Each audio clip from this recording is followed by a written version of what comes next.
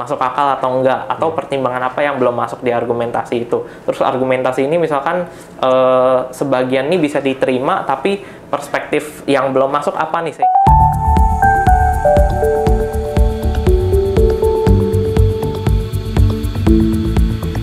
Jadi itu cara melakukan filsafat Jepang ya, dari yang saya baca gitu. Ruang lingkupnya, kemudian ideologi, arah kajian gitu juga tentu banyak perbedaan gitu. Misalkan ya, kalau yang misalkan sejarah pemikiran Jepang itu ruang lingkupnya itu seringkali pemikiran-pemikiran yang mungkin klasik, tapi kalau yang modern itu biasa berhubungan sama politik, nasionalisme, dan seterusnya gitu ya.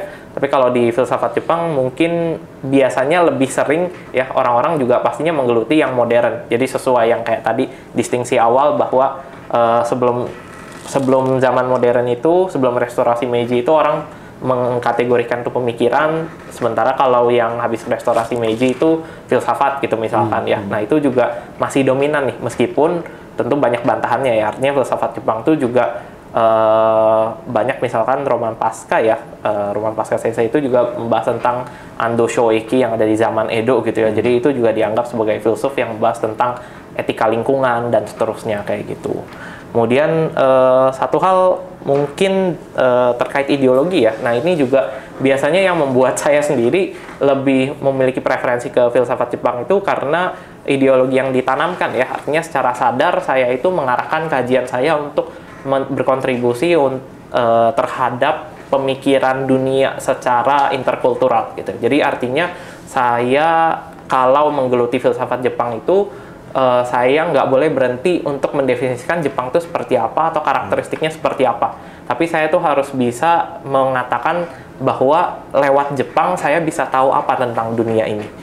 Sebaliknya kalau di pemikiran itu sendiri, tendensi yang saya tangkap adalah dari dunia ini bisa ngasih tahu apa tentang Jepang gitu ya. Jadi pemikiran itu juga bukan, sejarah pemikiran itu juga bukan berarti terisolasi membahas apa yang ada di Jepang aja, tapi yang bordernya atau batasannya adalah kalau ada pemikiran Barat yang dibahas di dalam sejarah pemikiran Jepang, itu biasanya untuk memberitahu tentang situasi nasional Jepang itu seperti apa, atau Jepang itu kira-kira bergerak seperti apa, demokrasi Jepang itu harus seperti apa gitu. Jadi tema-tema yang diangkat juga punya gaya yang berbeda gitu istilahnya. Kalau dari pembacaan saya ya terhadap membandingkan dua kajian ini gitu. Jadi kalau dibilang dibedakan secara keras agak susah, tapi banyak yang bersinggungan.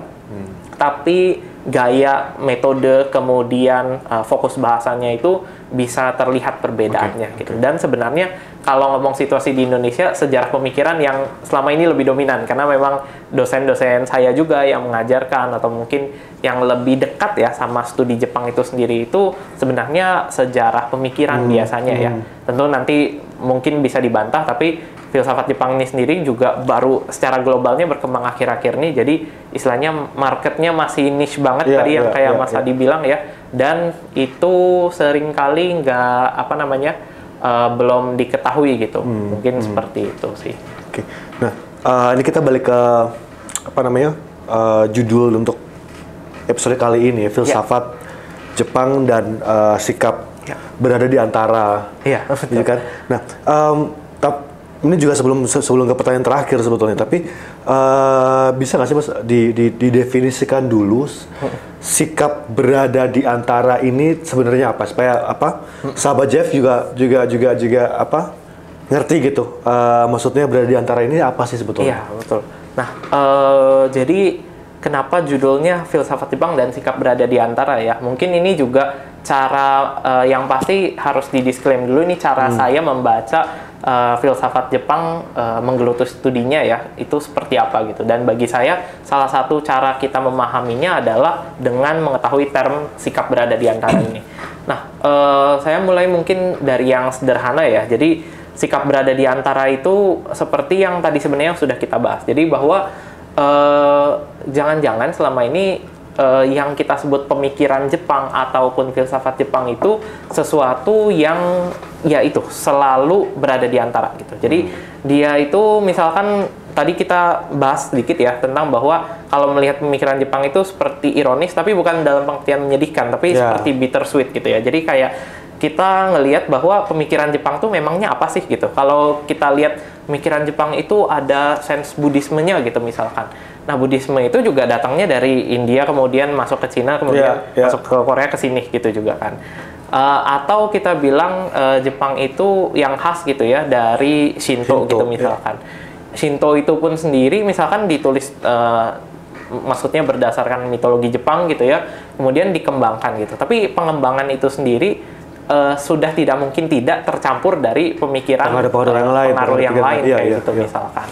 Kemudian apalagi ya, yang mungkin selama ini kita anggap sangat khas dengan Jepang. Oh, mungkin yang populer ya, seperti misalkan Bushido itu sendiri gitu misalkan. Nah, Bushido itu sendiri kan sebenarnya sangat kompleks ya, artinya dia tuh pemikiran kompleks yang menggabungkan berbagai macam aliran-aliran yang ada pada zaman itu gitu. Jadi etika sosial dan moralnya Konfusianisme gitu ya.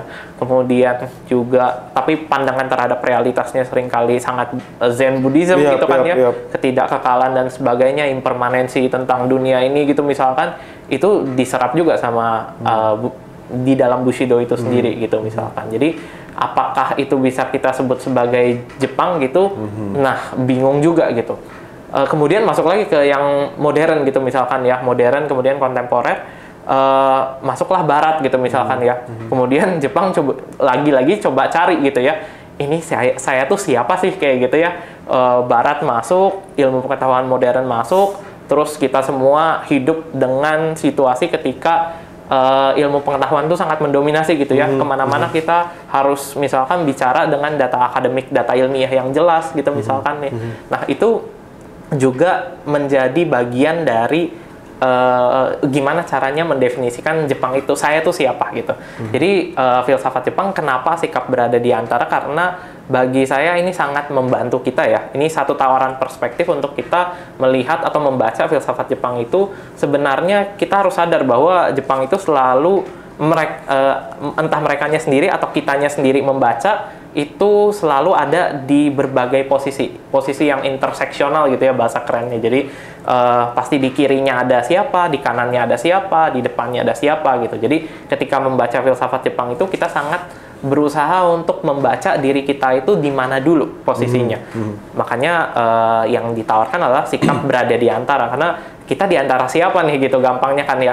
Jadi untuk membahas sesuatu itu kita bahas dulu diri kita sendiri, kita itu ada di mana nih posisinya gitu. Saya tuh siapa, dan ketika saya membahas tentang Jepang itu sebenarnya kan ada berbagai macam faktor gitu ya, konteks yang di kiri kanannya mempengaruhi. Jadi kita nggak bisa membatasi Jepang tuh sebagai Jepang aja. Tapi ini tentu jadi tantangan besar ya, artinya sikap berada di antara ini. Tapi itu yang bikin filsafat Jepang mungkin jadi satu tawaran gitu kepada untuk konteks global ini gitu sih ya. Jadi Mas sempat udah disinggung sedikit-sedikit juga sih, tapi secara detail sebetulnya ini pertanyaan terakhir sekalian. Bagaimana sih sikap berada di antara di dalam filsafat Jepang itu, Mas? Ya, jadi dari konteksnya mungkin tadi sudah terlihat ya. Jadi kenapa dia bisa, kenapa kemudian sikap berada di antara ini menjadi satu tawaran kita untuk memahami filsafat Jepang gitu ya, berbagai ciri khasnya gitu. Nah, misalkan lebih konkretnya ya, cara kita melihat pemikiran Nishida Kitaro ya. Misalkan saya ambil satu konsepnya itu yang dia katakan tentang pengalaman murni ya, atau pure experience gitu. Nah, beliau ini kan disebut sebagai bapak filsuf modern Jepang gitu ya. Tapi salah satu hal yang utama kenapa sampai berada di antara itu, karena juga kita melihat bagaimana konsep-konsep yang Nishida Kitaro bawa ini juga menggabungkan antara, dia itu terinspirasi dari konsep tentang pengalaman atau experience-nya William James gitu. Nah, konsep-konsep ini itu dia pakai gitu ya, istilahnya konsep tentang pengalaman ini dipakai untuk mengetahui dari mana sih kita bisa mengetahui sesuatu. Jadi misalkan saya pengen tahu dari mana saya tahu bahwa misalkan ya di depan saya ini ada gelas gitu.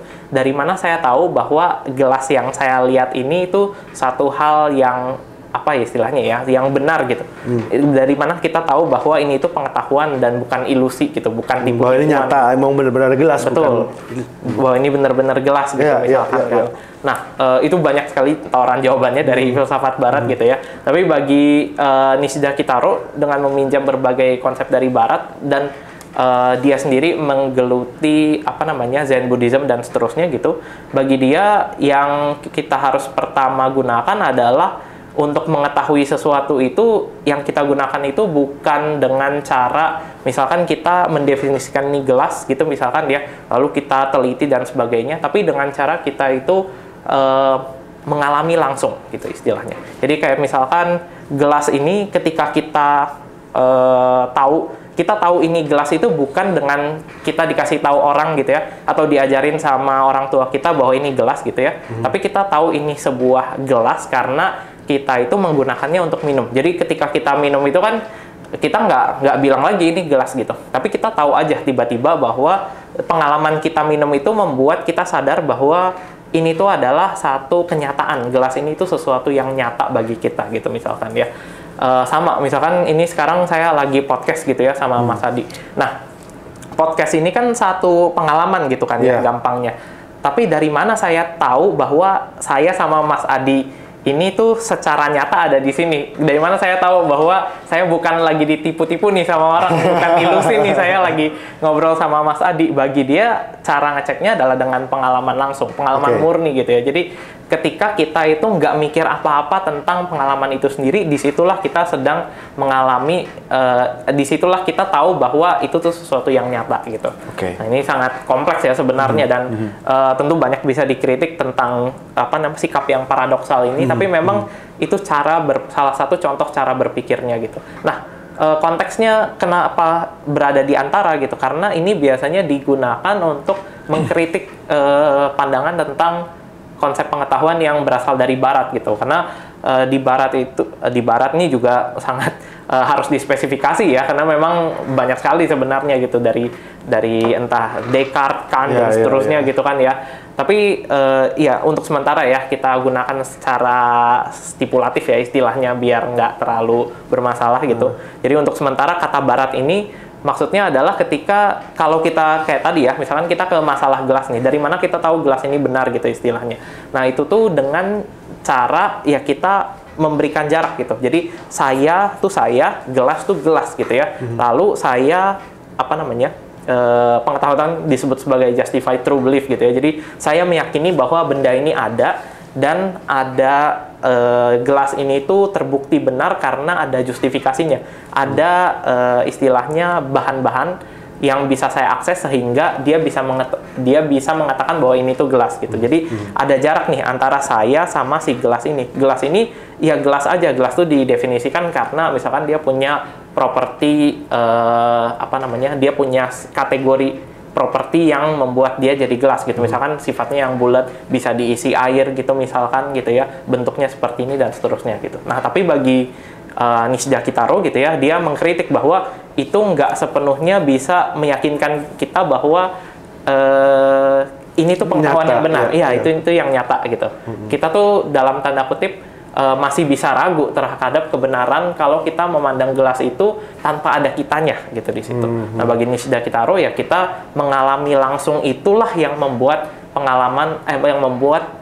gelas ini menjadi satu kenyataan bagi kita gitu misalkan. Nah, itu dia tawarkan konsep pure experience atau pengalaman murni itu dia tawarkan untuk mengkritik cara barat memandang pengetahuan itu sendiri. Nah, itu salah satu contoh ya. Sisanya misalkan satu contoh lagi itu pemikir dari Tanabe Hajime ya. Jadi muridnya dari Nishida Kitaro juga, dan dia sendiri kemudian mengkritik lagi si Nishida Kitaro itu sendiri gitu ya. Jadi Nishida Kitaro bagi dia lama-lama juga terlalu bercokol atau bergelut tentang apa yang disebut sebagai ketiadaan gitu gampangnya ya. Ini agak lompat gitu. Tapi Tanabe Hajime itu sendiri ya, ini terkait dengan kenapa jadi sikap berada di antara gitu ya. Nah, Tanabe Hajime itu sendiri berusaha untuk mengkritik senseinya sendiri gitu ya, Nishida Kitaro itu sendiri, dan membangun misalkan konsep tentang logika spesies, atau mungkin yang paling terkenal tuh di setelah pasca Perang Dunia Kedua itu konsep tentang metanoia ya, atau namanya Zangedo gitu ya. Zangedo sendiri kan sebenarnya penitence ya, jadi kayak pengakuan dosa, dan ini dia juga terinspirasi dari konsep kekristenan gitu ya. Nah, bagi dia itu filsafat gitu misalkan ya, kegiatan filsafat yang selama ini dilakukan oleh Barat itu adalah filsafat yang sangat dominan dianggap sebagai satu aktivitas rasional. Artinya kalau kita berfilsafat itu kita sepenuhnya pakai kepala kita, dan kita menganggap segala hal itu harus dibahas secara masuk akal gitu. Nah, entah itu menggunakan common sense atau ya dua aliran ya, rasionalisme, empirisisme gitu ya. Jadi kita bahas barangnya itu langsung, atau kita gunakan rasio kita gitu. Nah, tapi bagi dia nggak cukup berfilsafat itu menggunakan rasio atau akal kita gitu.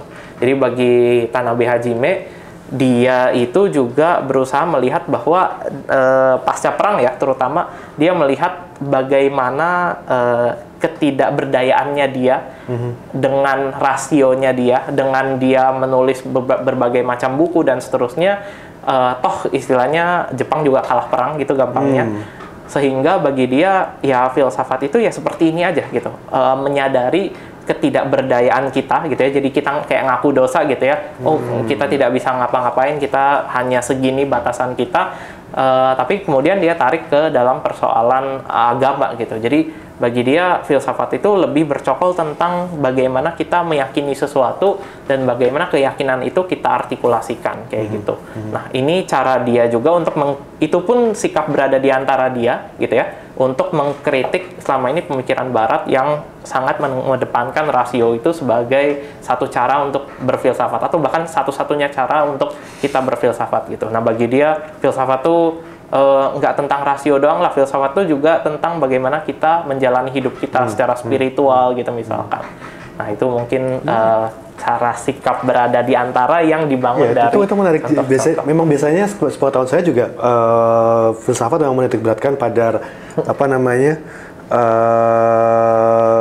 rasio gitu rasio ya? Itu tadi gitu. Betul sekali. Oke, menarik. Terus mas?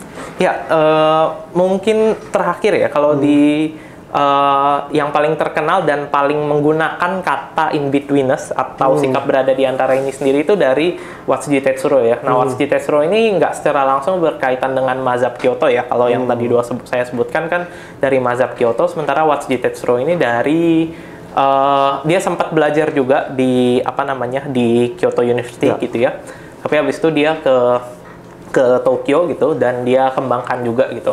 Nah, Watsuji Tetsuro ini ya pertama konteksnya dia itu juga sering digunakan di kajian sejarah pemikiran Jepang gitu ya. Jadi saya juga belajar dari dosen-dosen saya terdahulu gitu. Tapi yang biasa dibahas tuh tentang bukunya yang berjudul Fudo gitu ya. Jadi kalau terjemahkan di bahasa Inggris itu biasanya Climate and Culture gitu. Jadi dia membagi gimana setiap orang itu di berbagai belahan dunia atau berbagai dengan situasi geografis yang berbeda itu membentuk kebudayaannya itu seperti apa gitu gampangnya ya. Cuman yang saya bahas kali ini itu konsep dia tentang Aidagara gitu ya, atau in-betweeners gitu. Nah, Watsuji ini sendiri itu sama persis. Jadi dia itu berusaha mengkritik bagaimana cara pandang Barat terhadap manusia itu seringkali didasarkan pada sikap yang menunjukkan bahwa individu itu ada yang namanya individu, ada yang namanya hubungan sosial gitu misalkan. Nah, individu itu seringkali didefinisikan dari secara dependen gitu. Jadi dia itu lepas gitu. Jadi kalau kita ngelihat diri kita sendiri, kita dianggap sebagai satu manusia yang sepenuhnya sadar, sepenuhnya bebas gitu. Jadi satu unit entitas intinya ya. Iya, betul. Jadi kayak kita setiap hari makan, minum, kemudian berinteraksi itu atas kesadaran penuh kita, dan kita itu punya kebebasan. Kita bisa melakukan itu karena kita punya kehendak itu gitu istilahnya. Nah, itu diasumsikan, dan Watsuji di awal-awal tahun itu ya bukunya tentang etika gitu ya, dia mengkritik terutama asumsi terkait dengan manusia yang seperti itu gitu. Jadi bagi dia manusia itu adalah entitas yang paling jelas adalah entitas sosialnya gitu. Tapi entitas sosial ini juga bukan berarti Barat tidak mendefinisikan itu juga ya. Di Barat itu sendiri itu juga berkembang gitu. Tapi bagi Watsuji Tetsuro ini, manusia itu satu interdependent entity gitu. Jadi dia itu nggak mungkin bisa didefinisikan tanpa yang lain gitu gampangnya ya. Jadi manusia itu lebih ditekankan kenapa dia bisa jadi manusia gitu. Kenapa saya itu jadi manusia? Ya karena ada orang lain di sekitar kita yang membuat saya itu didefinisikan sebagai manusia gitu. Jadi istilahnya kalau saya duduk sendiri di sini gitu ya, nggak ada orang lain di sekitar kita, nggak ada entitas lain ya, termasuk entitas non fisik itu, ya saya bukan manusia, gampangnya kayak gitu. Tapi kenapa saya bisa jadi manusia? Ya karena saya itu terkait dan terhubung gitu dengan orang-orang lain. Itu yang bikin bagi dia, dan itu konsekuensinya banyak. Artinya cara kita memandang manusia, misalkan punya hak atau tidak terkait dengan tubuhnya gitu misalkan ya, terus terkait dengan hubungan sosial dan seterusnya gitu ya. Kenapa akhirnya cara pandang misalkan Jepang itu melihat manusia itu tidak bisa istilahnya sepenuhnya bebas gitu ya, atau mungkin kebijakan-kebijakan yang menuntut bahwa orang tuh tidak bisa sepenuhnya liberal gitu, tapi orang itu juga harus harus ada norma atau aturan yang mengikat dan seterusnya. Itu pandangan-pandangan yang katanya gitu ya berasal dari Watsuji juga, walaupun Watsuji juga kadang terjatuh pada partikularisme yang terlalu dalam ya, maksudnya artinya kayak ini punya Jepang doang nih gitu, padahal ya sebenarnya nggak juga kan, maksudnya dominannya di Barat begini bukan berarti semua tentang Barat seperti itu juga gitu. Jadi upaya yang sekarang dilakukan memang berusaha membuat Watsuji itu juga menjadi filsuf yang sifatnya interkultural, artinya bukan berarti yang tadi ya manusia yang lebih didefinisikan karena keterhubungan sosialnya itu tidak ada di Barat gitu istilahnya, tapi yang dilakukan Watsuji ini adalah kritik yang sebenarnya penting juga untuk kita tahu tentang konteks pemikiran Jepang di sekitarnya gitu. Mungkin itu sih yang bikin dominannya ya, cara memahami filsafat Jepang dari sikap berada di antara ini mungkin bermanfaat untuk kita bisa tahu tentang lebih dalam mungkin ya tentang filsafat Jepang itu seperti apa, terutama mungkin yang nantinya tertarik membahas gitu misalkan ya, atau mengangkat salah satu atau salah dua isu-isu yang ada di dalamnya gitu. Dan sebenarnya harapan saya sih memang bisa berkembang juga, artinya bermanfaat juga untuk nantinya kita kembangkan sebagai satu teori sosial atau teori budaya yang istilahnya, yang sampai bahkan ya, jadi cita-cita filsuf Jepang sekarang itu sebenarnya gampangnya adalah membuat filsafat Jepang itu sampai bukan jadi filsafat Jepang lagi.